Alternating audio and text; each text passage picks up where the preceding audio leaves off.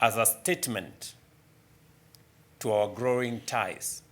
We have today witnessed the signing of 6 instruments on trade facilitation through cooperation in standards, regulation, and metrology, on shipping and maritime cooperation, and on partnerships in gender equality and women's empowerment, technical and vocational education, arts and heritage, and sports and recreation. On trade and investment, we noted with satisfaction the upward trajectory of our bilateral trade, which grew from US dollars 590 million in 2024 to $650 million in 2025, an increase of $60 million or more than 10% in a single year. This momentum must not only be sustained, but we must also accelerate.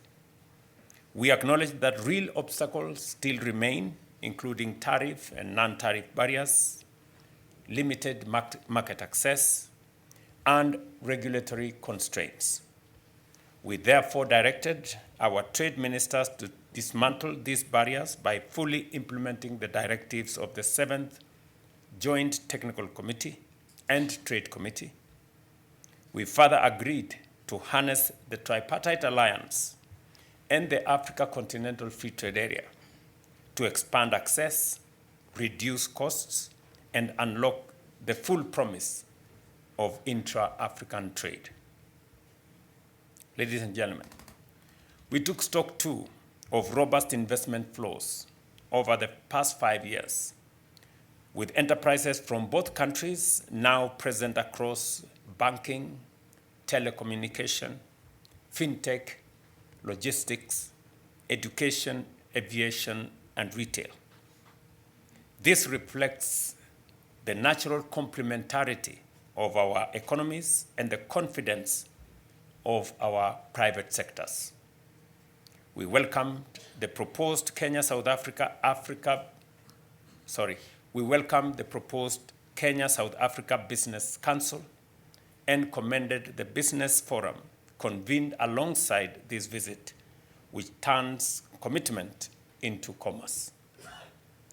We affirmed health, aviation, and education as strategic pillars of our shared development and are sectors that improve the well-being of our citizens, connects our people, and builds the human capital that will shape our continent's future. We commended the visa-free regime in place since 2023, which has measurably boosted tourism, trade, and cultural exchange between our two countries, and committed to resolving the outstanding challenges that remain.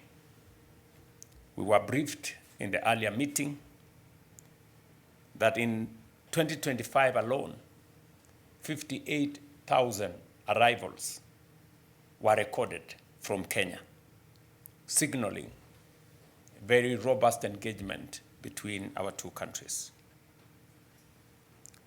Today, during our bilateral discussions, the Ministry of Tourism of South Africa informed us that Kenyans visiting South Africa have increased by 18.7% since the introduction of the 90-day visa-free entry policy. This stands as a compelling evidence that when managed effectively, the movement of people across borders can create shared prosperity, strengthen ties between nations, and deliver tangible benefits for all. On peace and security, we reaffirmed that stability is the foundation of all development.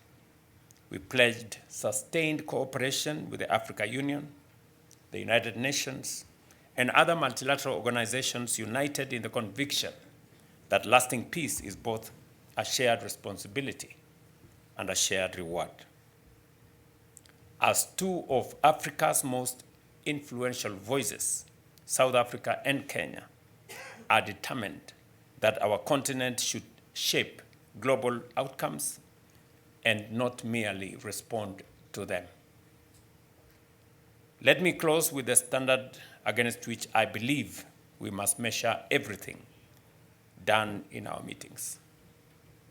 That outcomes and impact will shape every commitment that we have signed and every MOU that has been signed here today.